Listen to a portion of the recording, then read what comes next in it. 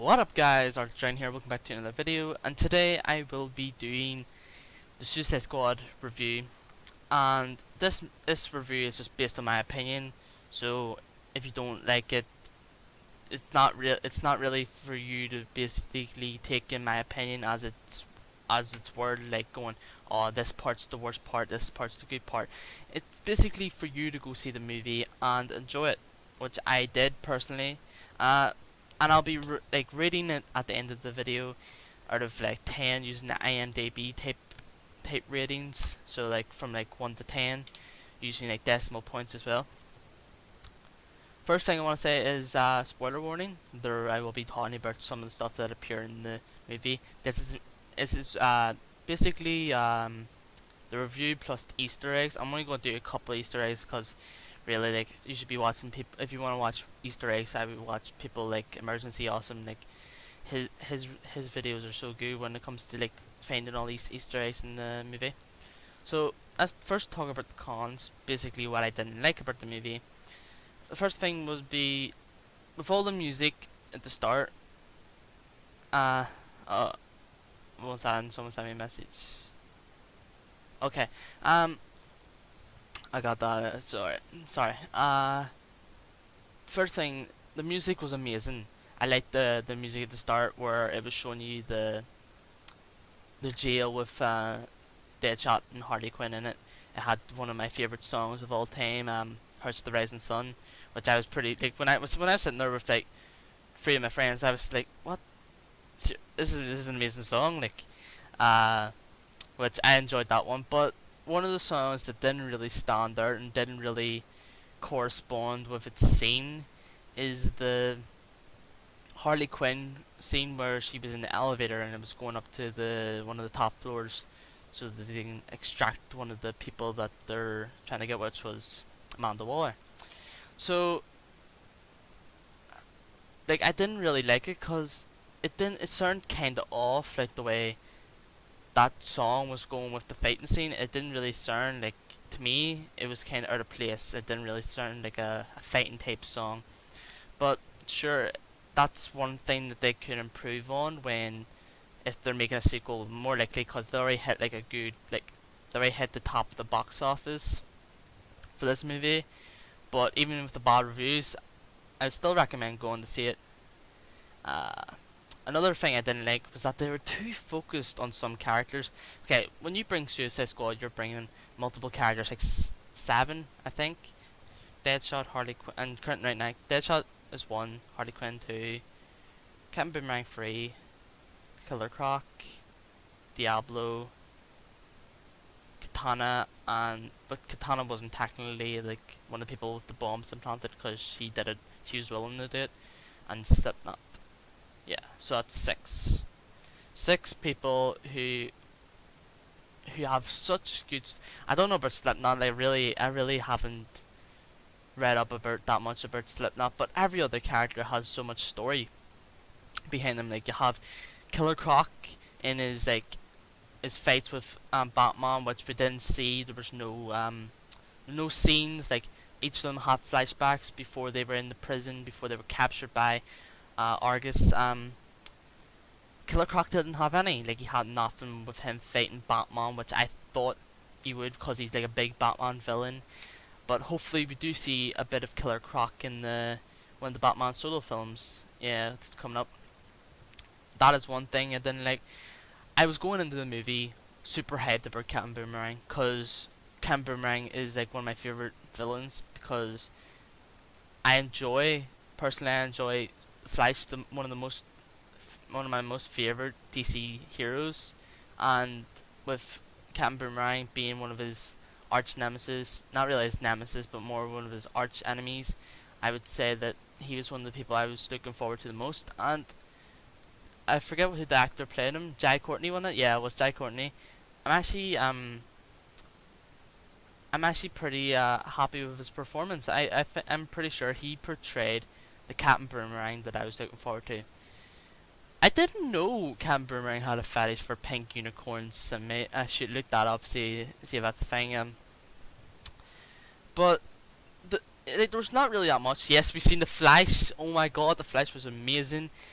Ezra Miller, must say he is going to be one of the best Flashes that's ever been portrayed, and that's basically it for Captain Boomerang. All you seen was him robbing a bank, and that's it, and him getting captured by the Flash, which I didn't really like. I wanted to see more with their story. So is El Diablo. El Diablo, you get more of his story at the end of the movie, where he's like talking about his past and like how it affected him, how he ended up here and stuff like that.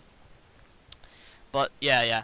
But the majority of the film is basically focused on, oh yeah, and Katana. You didn't really see that much story. All you really know is like about her past, on how her husband was killed by her soul stealing katana. I forget what it's called, but and her trying to get revenge, the person who killed him, her husband. But was the main movie was focused on Deadshot and Harley Quinn. Like you didn't really see that much Joker. Like the Joker didn't even appear. Like he appeared in like three different sections in the movie. He appeared in the start, which was a flashback for Harley Quinn, where he was in a club and the tattoo man visit. Which this is another thing. Suicide Squad brought in characters and really didn't explain who they were. Yes, they brought in Tattoo Man, which was a Green Lantern villain from what I can remember. They bring him in, yet they kill him off without telling anyone who they are. Like people are probably gonna be thinking like, who's this character? Does he have any effect on the storyline, stuff like that? Which I find it's very stupid, because Suicide Squad brought in characters uh, of big proportion who are well known in the DC universe, and then just kill some of them off and think like, oh, these guys are not that big. But personally, people who read comics will find out that, oh, these guys are really big characters. Why would they do that? So that was one thing, and basically that was just the main focus. It was on the Deadshot and Harley Quinn storylines, and which I didn't like. That was basic. These are basically my cons about the movie, which they should improve. Now let's move on to the pros. What I liked about the movie: each and every actor portrayed their character, I think, perfectly. There's people who are saying Harley Quinn was too over the top. Come on, guys, it's Harley Quinn. Like, she's basically the girlfriend of the Joker. Like, how can you not be over the top with Harley Quinn? And I can't really say about the Joker's performance, because we didn't see enough of him. Like, to really get my opinion on him. Like, is he a good Joker? Is he worthy? No, I wouldn't say if he's worthy. Is he at the level to compete with Heath Ledger's Joker? I don't know yet. I haven't like, hopefully in the solo film I'll be able to see more of the Joker, more of his performance. But so far, he's looking like the Joker, he's acting like the Joker. But will it be will it last? Will he last as the Joker? Will throughout the whole movie, like if he was a main antagonist in one movie, would he be able to still be the Joker throughout without like basically not being the Joker? It's kind of confusing to say, but sure. Uh, all the characters I enjoyed them. The actors played them perfectly. Um, One thing I seen was the Harley Quinn and Joker, like in one of the Harley Quinn's flashbacks, I think of.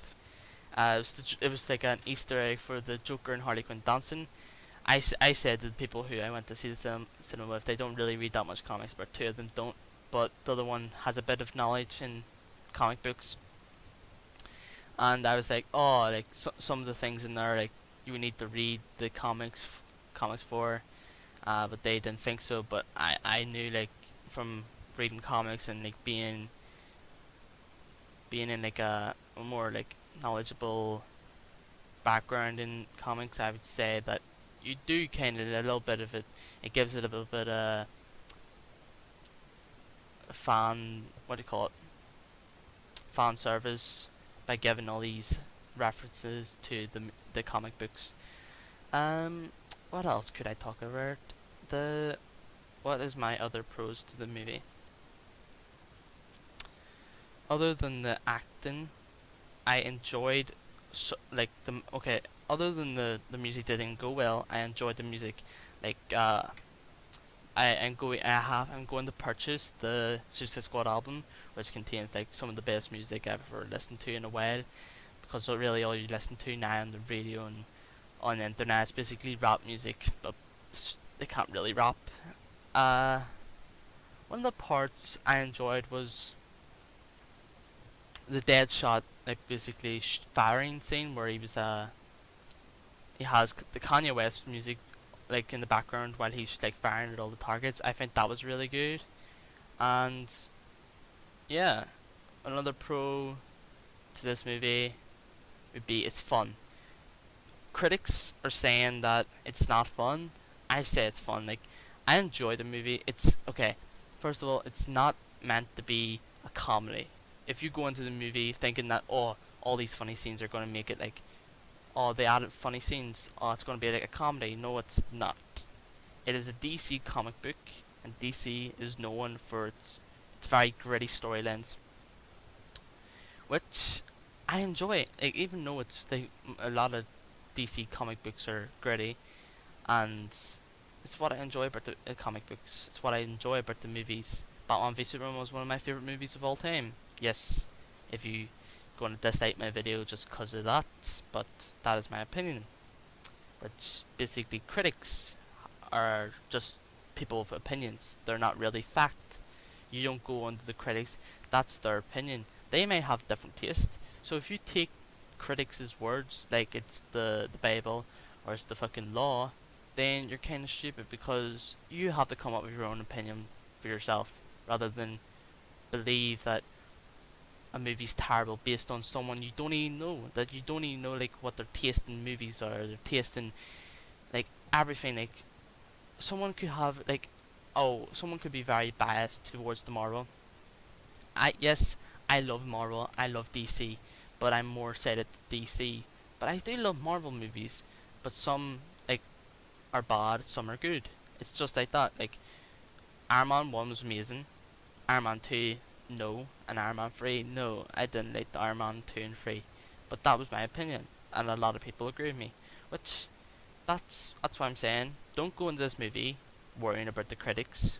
Just go into the movie expecting really nothing. Just expect to have fun. Expect to have and really don't quote me on that. That was kind of stupid what I just said there. Don't go into the movie expecting nothing. Go into expecting fun. Okay, go into the movie expecting fun. And I didn't really know it was a 15 movie. I thought it was for 12. I thought it was 12A, or what do you call it over in America? I really don't know what you call it over in America, but sure. I'm going to talk about the mid-credit scene. Yes, there's a mid-credit scene, and personally, I would say it's probably one of the best credit scenes that they could have done. Something to lay up the Justice League, which I was expecting to see a Justice League trailer at before the movie started, but didn't get that. Even though it's not really like a trailer, it's more footage. So at the end, you see Amanda Waller sitting down, and then when she says Bruce Wayne, I'm like, okay, so what's this gonna be about? Why is she having a conversation with Bruce Wayne? So Bruce Wayne knows that she's the lead, like basically the coordinator of the Suicide Squad, and she knows that he's Batman. So she gives him, for Batman's protection, he says he protects her as long as she gives him information on metahumans, which these files are metahumans like Aquaman and the Flash. When I came out, I was like, you get to see Aquaman and Ezra Miller, and I was like, oh, I should change what I said, like saying that the Flash was Ezra Miller, but I was kind of right there. Which I think, okay, the DCEU started off had a rough start, but I feel that going into their, could you say it was their second phase when it comes to Wonder Woman and the Justice League, I think that they have potential to be a big rival for Marvel. Yes, Marvel are ahead of the game, but they had years to adjust to the movies. They've been doing movies since early 2000s. DC has been doing movies for years, but they haven't really been doing movies on this scale, like this large of a scale that like the Suicide Squad and Batman v Superman. They haven't been doing like that since like early late 2010s, which in the past like 2 years they've only been doing like big movies like that. So if you're a DC fan, have hope, have hope. Like Superman, have hope for Superman, have hope for Justice League, and hopefully we will get what we deserve and have an amazing extended universe in the movie section. Almost forgot the rating. I would rate this 8.7 out of 10 due to the fact that it's missing some things that really it needed. So anyway guys, if you liked this video and you enjoyed my review, don't really hate me because of my opinion. Just enjoy it. Just go to the movie and enjoy it. Don't go to the movie and just initially hate on it. But anyway guys, please like, favorite and subscribe, and I'll see you in the next one. Peace.